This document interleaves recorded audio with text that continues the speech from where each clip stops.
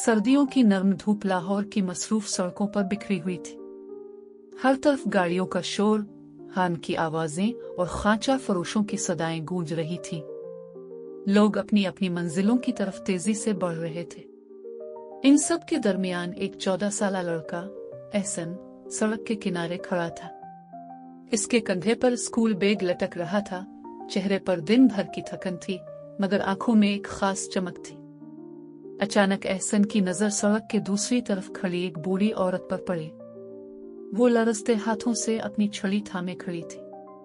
गाड़ियों की तेज रफ्तारी से वो खौफजदा लग रही थी और हिचकिचा रही थी कि सड़क कैसे पार करे, और चेहरे पर फिक्र के आसार नुमायां थे। एहसन के दिल में हमदर्दी का जज्बा जागा।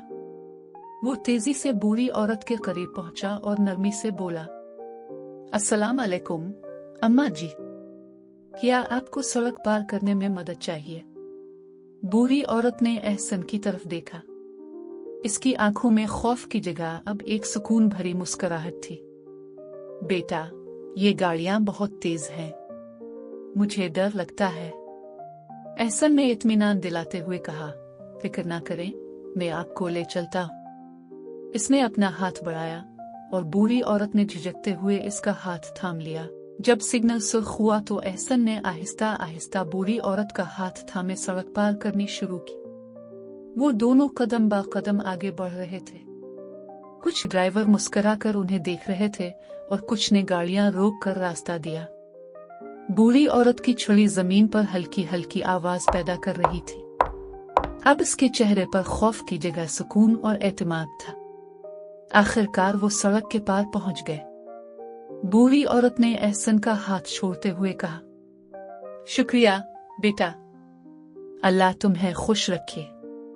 तुम्हारी माँ ने बहुत अच्छी तरबियत की है। एहसन मुस्कुराते हुए बोला, अम्मा जी, आपका दिन अच्छा गुजरे। ये कहकर वो पलट गया। चलते हुए एहसन ने दिल में एक अजीब सा सुकून महसूस किया।